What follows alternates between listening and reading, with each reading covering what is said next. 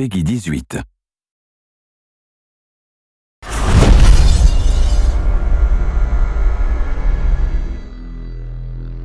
Dishonored, for me, first of all, represents adding a new fictional place on the map of important non-existing cities. I draw and I paint, and I was an industrial designer, so technically I was formed to reproduce things that don't exist in a very realistic way. And my tools are mainly light, architecture, and composition. So science fiction cities are my specialty. Industrial designers are again formed and trained to create things that don't exist and to make them appealing. And industrial design in itself is fiction. I specialized in advanced prototypes for non-existing cars, which are absolutely dream objects. And that's why the training is very useful.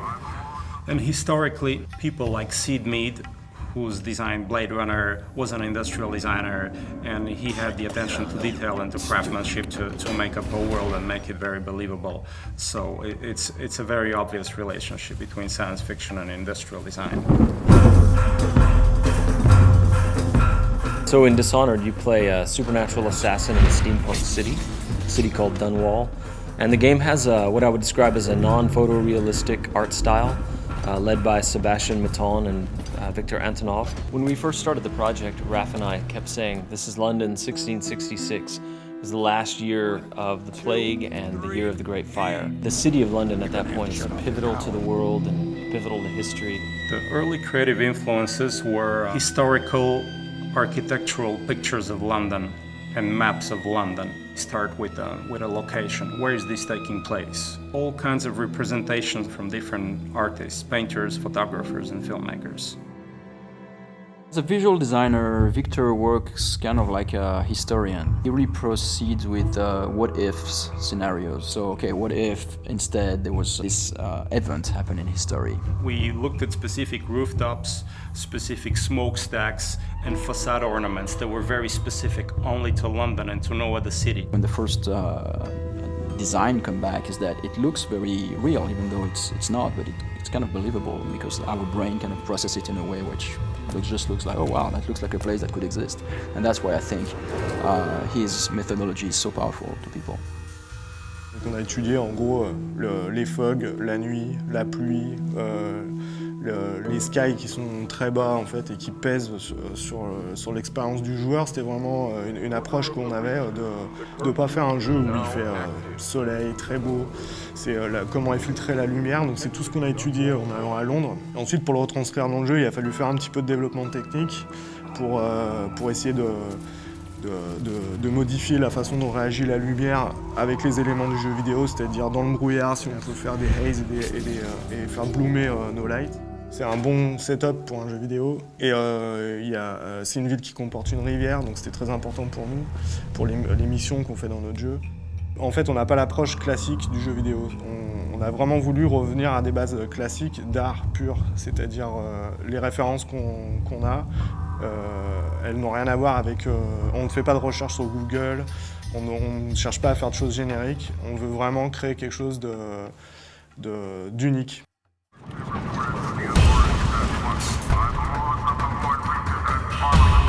But the more we worked on the game, the more two things began to happen. As Raph and I and the team collaborated with Victor Antonov and Sebastian Maton, we started moving the game forward and forward in time, until we eventually got to some sort of 1800s. We also moved further and further away from the real world and eventually just said, okay, this is the city of Dunwall. We were somewhere in this time period where there's a lot of technology, but there's a lot of mechanical technology going on. So we based everything on suspension, steam, and basic fuel. We wanted to bring some rock and roll into that and some modern elements. So we started adding more science fiction element, pulling it forward in time and including technologies from probably mid-19th century. So this was just one foundation, one layer. Up on this layer we built what happened to the city 30 years later, 70 years later, etc. Technology and the machines in Dishonored have again a specific narrative function. They tell the story of the ruler of the country, who has a flair for industrial design and progress. So he's building bridges and buildings and fences and devices to modernize the city and to crush and oppress people as well.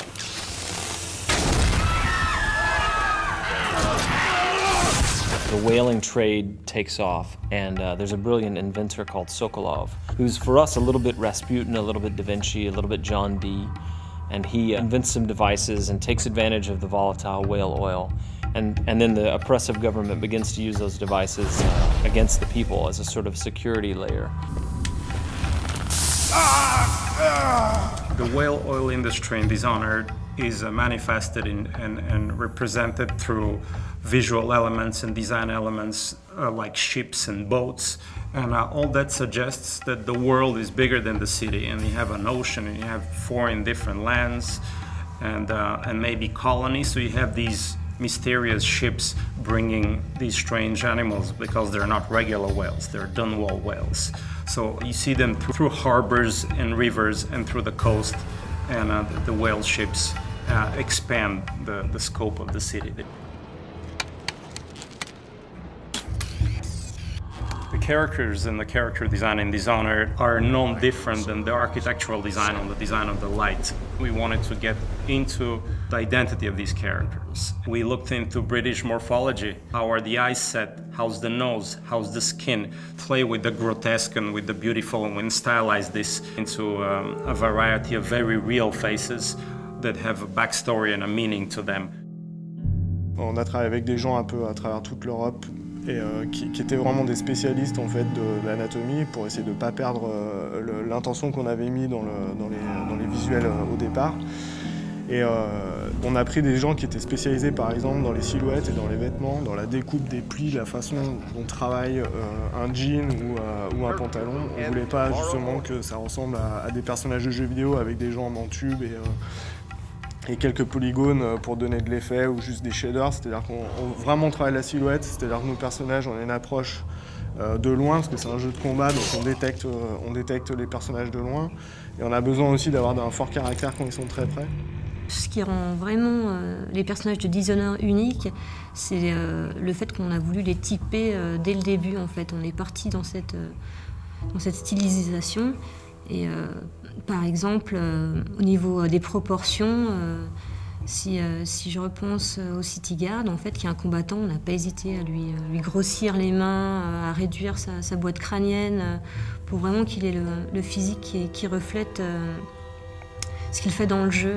Et à l'opposé, on a par exemple les aristocrates qui sont beaucoup plus élancés, avec des fronts plus hauts, qui sont assez hautains, en fait, qui ont des visages vraiment durs. Ensuite, la deuxième approche, en fait, c'est de les passer en modélisation, en 3D pour le jeu. Et le but, c'est de ne pas perdre l'essence qu'on a dans la peinture, parce que c'était carrément de la peinture qu'on avait, c'était pas juste des croquis.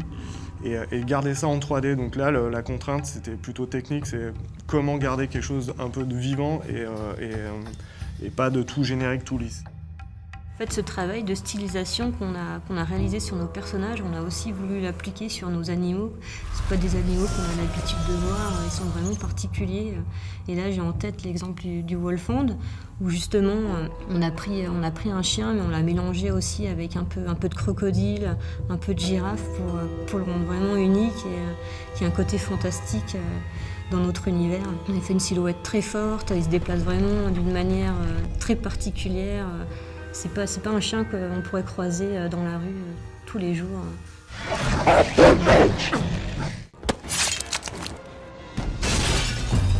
I want the Dishonored world to leave a souvenir and a memory in the player as if they had really been to this place and it moved them. And I hope it would stay in fiction as one of the places that will give people goosebumps and shivers.